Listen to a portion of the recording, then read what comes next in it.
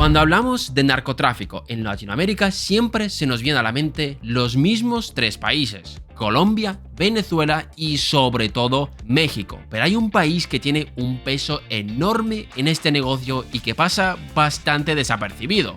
Y no por su tamaño y su baja población, y es que hablamos ni más ni menos que de Brasil. Y es que si hablamos del volumen de ingresos que genera este negocio para la economía brasileña, no es una cifra tan elevada como la de Colombia o México. Por ejemplo, la venta de cocaína generó cerca de 2.000 millones de dólares, mientras que en Colombia esta cifra asciende a los 15.000 millones. Pero es que la importancia de Brasil no radica en los ingresos directos por la droga. Se trata de un consumidor y distribuidor clave en el mercado, pero lo más llamativo de la historia es el lugar desde donde se gestiona todo esto. Hace unas semanas fuimos testigos de importantes episodios de violencia dentro del país, casos de violencia que en muchos casos estaban relacionados por conseguir el control de las rutas de narcotráfico. Y una cosa curiosa de los grupos brasileños más importantes es que su origen no viene directamente de las calles, sino que viene de las cárceles. Las cárceles brasileñas se han convertido en el caldo de cultivo de estos grupos criminales. Y todo esto ha sido fruto de la evolución de la economía brasileña que ha favorecido la creación de este negocio. Y en este vídeo vamos a ver cómo se originó este negocio dentro de Brasil, por qué las cárceles tienen un papel tan importante en esta historia y por qué hay ahora mismo una guerra civil narco dentro del país. Todo esto y más es lo que vamos a ver en el vídeo de hoy. Así que no me enrollo más. ¡Poneos cómodos! ¡Que empezamos!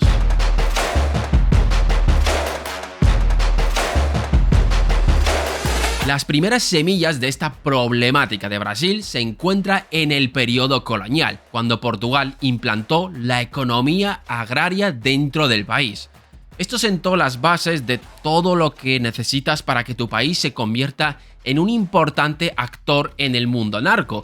Esto no es un tutorial de cómo crear un negocio de narcotráfico dentro de tu país. Necesitas tierras, mucha mano de obra y rutas. Brasil lo tenía todo: una amplia extensión de tierras cuya propiedad se concentraba en unas pocas manos, una gran cantidad de mano de obra por la afluencia de esclavos. Brasil fue el último país del hemisferio occidental en abolir la esclavitud, concretamente en el año 1888, tras haber importado a la fuerza a casi 5 millones de africanos, aproximadamente el 40% de todo el tráfico transatlántico. El problema de la ley áurea es que sí, decretó la abolición de la esclavitud, pero era un poco: ale, ya sois libres, buscaros la vida. Resultado: una profunda segmentación social y espacial donde toda esta población se vio forzada a asentarse en las periferias urbanas, como los morros de Río de Janeiro, y en zonas rurales marginales. Todas estas periferias se volvieron territorios donde la ausencia crónica de servicios estatales básicos,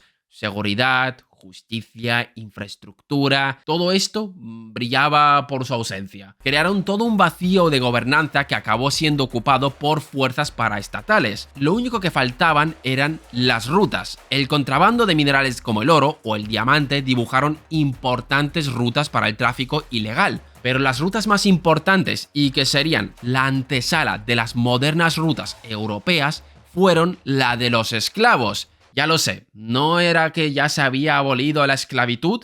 Sí, pero ahora se hacía de forma clandestina. Todo esto movilizó enormes cantidades de capital y requirió una compleja logística naval y financiera, algo que demostró la capacidad de las élites económicas brasileñas para operar una empresa de este calibre al margen de la ley. Cuando en el último tercio del siglo XX la cocaína andina se convirtió en una mercancía de alto valor para los mercados globales, las redes criminales brasileñas no tuvieron que inventar nada. Toda la infraestructura de tráfico ya estaba creada. Esto sentó las bases de lo que serían las redes criminales más grandes, pero en aquel entonces solamente eran pequeños grupos dispersos que no tenían ninguna cohesión. Tendríamos que esperar hasta mediados del siglo XX para ver nacer a los grandes grupos al margen de la ley.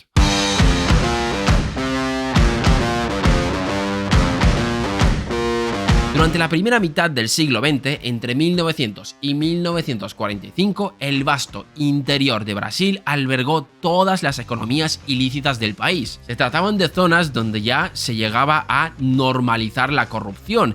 Era casi un trámite burocrático. ¿Lo tenías que hacer? Sí o sí. Esto terminaría de consolidar todas las redes de confianza donde se aprovechaban del tráfico de mercancías legales para también colar algunas al margen de la ley. Pero ahora es cuando viene una política que de forma indirecta creó toda la periferia de ciudades como Sao Paulo o Río de Janeiro, que se acabarían convirtiendo no solo en importantes zonas de tráfico, sino también de consumo. Y estamos hablando de la política industrial brasileña. Y sí, ¿cómo es posible que esto de aquí, una política industrial, haya favorecido la creación de mercados al margen de la ley? Pues ahora lo vamos a descubrir.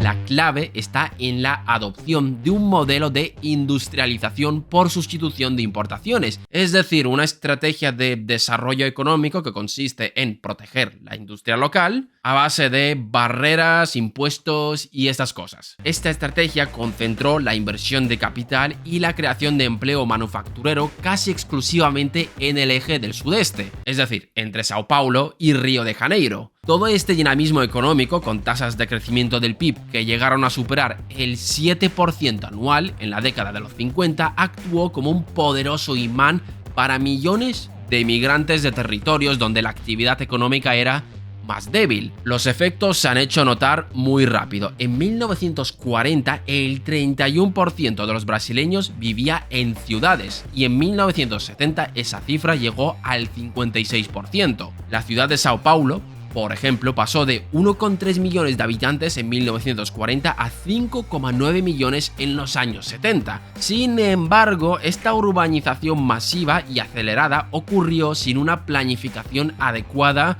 ni de vivienda, ni de transporte y tampoco de infraestructura. Consecuencia, aparecieron asentamientos informales. En Río de Janeiro, las favelas existentes se densificaron y en ciudades como Sao Paulo surgieron vastas periferias de autoconstrucción. Es decir, personas que armaban sus casas con 4 estacas y sobrevivían como podían. Dentro de esos espacios floreció una robusta economía informal, un ecosistema de supervivencia basado en el pequeño comercio y los servicios no regulados. Aquí es donde surgieron los primeros mercados a pequeña escala, principalmente de marihuana, pero esto solo era el principio de todo el negocio que se iba a desarrollar posteriormente, ya que, como hemos dicho, hasta ahora todo eran pequeños grupos y desorganizados. Hay que esperar hasta la década de los 70 para que veamos el nacimiento de un verdadero grupo organizado.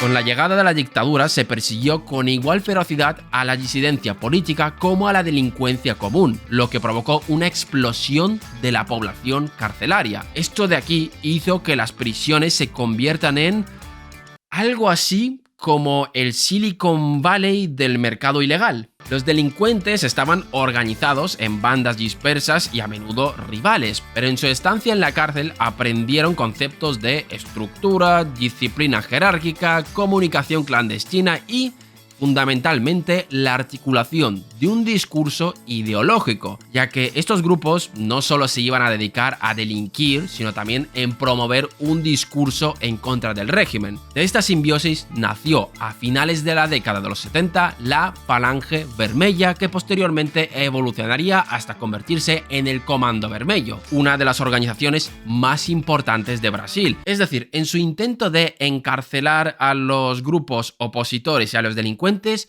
crearon la mayor empresa paraestatal del país. Gracias a esto se crearía el primer gran grupo organizado de Brasil. Lo único que faltaba era una mercancía lo suficientemente rentable para poder negociar, y ahí es donde apareció la cocaína. Brasil se convirtió en el trampolín logístico ideal para el tráfico de sustancias ilegales. En primer lugar, la extensa y porosa frontera amazónica de más de 1.600 kilómetros con Colombia ofrece innumerables puntos de entrada que son prácticamente imposibles de controlar. En segundo lugar, Brasil poseía una infraestructura económica dual que lo hacía excepcionalmente atractivo. Por un lado, vastas regiones con una presencia estatal débil que facilitaban la entrada y el tránsito inicial de la droga, y por otro, una economía industrializada y formalizada en el sur y el sudeste, gracias a las políticas de desarrollo e industrialización, con puertos de clase mundial integrados en las principales rutas del comercio marítimo global. El puerto de Santos, en el estado de Sao Paulo, el más grande de América Latina, se convirtió en el epicentro de esta nueva arquitectura del narcotráfico. Su gigantesco volumen de operaciones hacía que rastrear mercancías ilegales se convierta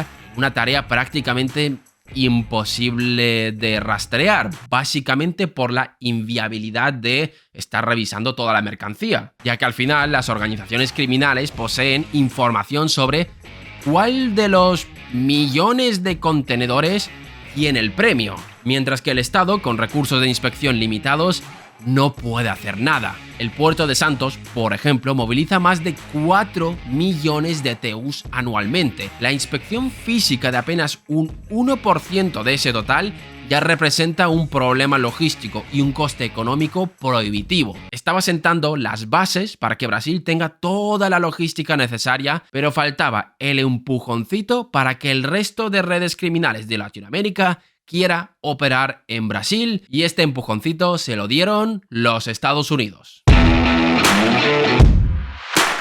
Lo que dio el golpe de gracia fue la guerra contra las drogas en Colombia durante la década de los 80 y principios de los 90. La ofensiva militar y judicial del Estado colombiano, fuertemente respaldado por la DEA de los Estados Unidos, se concentró en desmantelar las operaciones del cártel de Medellín y posteriormente los del cártel de Cali. Esta presión aumentó de manera drástica los costes y riesgos asociados a las rutas tradicionales que exportaban cocaína, que utilizaban predominantemente el corredor del Mar Caribe para acceder al lucrativo mercado estadounidense, y esto convirtió a Brasil en una alternativa ideal para redirigir el negocio. Y para las bandas criminales esto fue una inyección de capital que les permitió invertir en I+D y mejorar sus técnicas de negociación. En primer lugar, armas. Las facciones dejaron de utilizar revólveres y pistolas para adquirir un arsenal de guerra en el mercado negro internacional, incluyendo misiles de asalto como AK-47 y la AR-15 o ametralladoras antiaéreas de calibre 50 capaces de derribar helicópteros policiales. Por otro lado, esta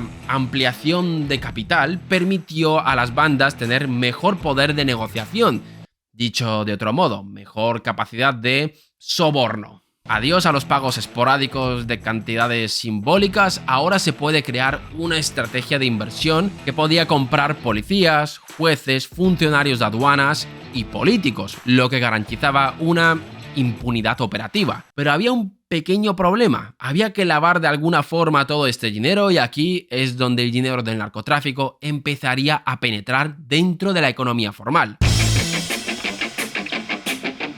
Las facciones comenzaron a invertir masivamente en sectores como el transporte público, el mercado inmobiliario, zonas turísticas, cadenas de gasolineras, supermercados y empresas de servicios, lo que les confirió una fachada empresarial. Dejaron de ser meros distribuidores minoristas o simples intermediarios logísticos que cobraban una comisión a los colombianos. Con el capital y la experiencia acumulados, comenzaron a financiar la producción de cocaína en los países andinos y a negociar directamente la compra de grandes cargamentos. Vamos, que se transformaron en actores relevantes con autonomía estratégica, capaces de controlar sus propias rutas transnacionales, como por ejemplo hacia Europa vía África, con rutas que ya estaban diseñadas desde hace años gracias al tráfico de esclavos. Con esto mitigaban riesgos, ya que los controles dentro de África brillaban por su ausencia y hacía que llegar a Europa sea mucho más sencillo. Pero claro, el Comando Vermelho estaba pasando demasiado a sus anchas, y como todo buen mercado rentable, aparecería la competencia. Y es que en los 90 nacería el segundo gran grupo de Brasil.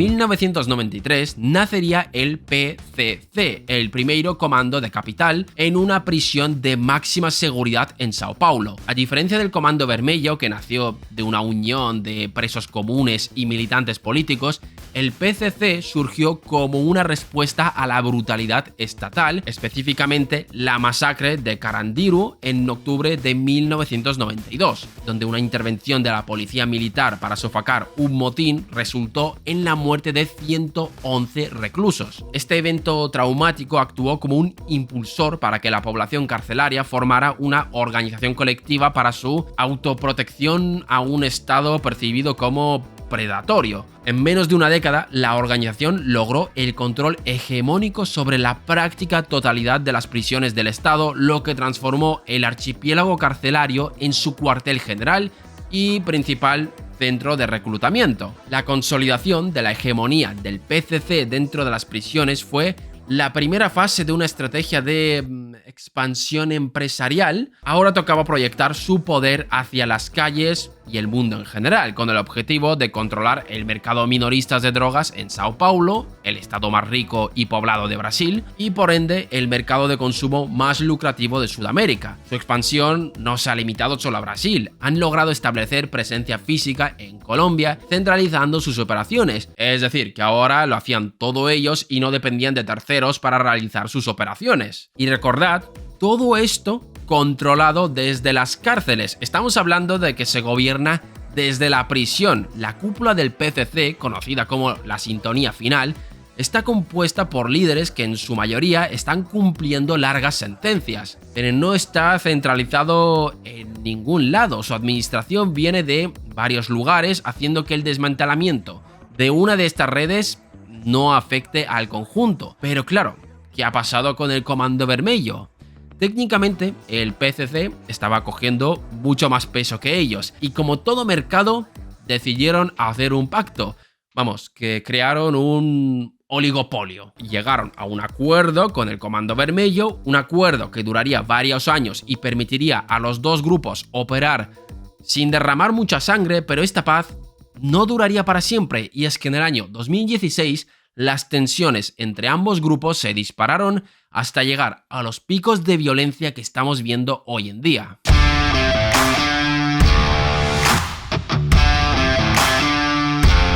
Lo que desencadenó la guerra fue la disputa por el control de la frontera con Paraguay, la puerta principal de entrada de la cocaína boliviana y de la marihuana paraguaya a Brasil. El PCC se quería expandir y se topó con una región controlada por el Comando Vermelho y no resolvieron la disputa empresarial de una forma amistosa y normal, así que tuvieron que pasar a métodos no tan pragmáticos. Todo esto generó una ruptura dentro del sistema penitenciario. No olvidemos que todo esto se gestiona desde las propias cárceles. En enero de 2017, una serie de masacres carcelarias expuso la barbarie de esta guerra. En el complejo penitenciario Anísio Jobim, una rebelión liderada por la familia do Norte, aliados del Comando Vermelho, resultó en el asesinato de 56 presos vinculados al PCC y muchos de ellos asesinados de formas muy creativas. Esta espiral de violencia forzó a las decenas de pandillas regionales y locales de Brasil a tomar partido, lo que polarizó el mapa criminal del país en dos grandes bloques y transformó las disputas locales por mercados de droga en frentes de una guerra civil de baja intensidad por el control de las principales rutas logísticas. Episodios de violencia que escapan al control del Estado brasileño. Se ha intentado reprimir la escalada de la violencia mediante represión policial de formas bastante cuestionables, pero claro, estamos hablando de que todo esto se coordina desde las propias cárceles, algo que nos indica cuál es el margen de maniobra que tiene Brasil para combatir todo esto. Estamos hablando de que se está gestionando el negocio desde el lugar que en teoría se mete a la gente para que deje de practicar este negocio. Brasil tiene un serio problema con esto y se le está descontrolando demasiado el asunto. Alguno pensará que es hora de que llegue Trump y solucione este asunto, pero Brasil ya es algo que se le puede quedar muy grande a Trump, en todos los sentidos para Trump. ¿Y vosotros qué pensáis? ¿Se va a lograr desmontar este negocio de las cárceles de Brasil? Dejadnos vuestras respuestas en los comentarios. Gracias por vernos un día más y nos vemos en el próximo vídeo.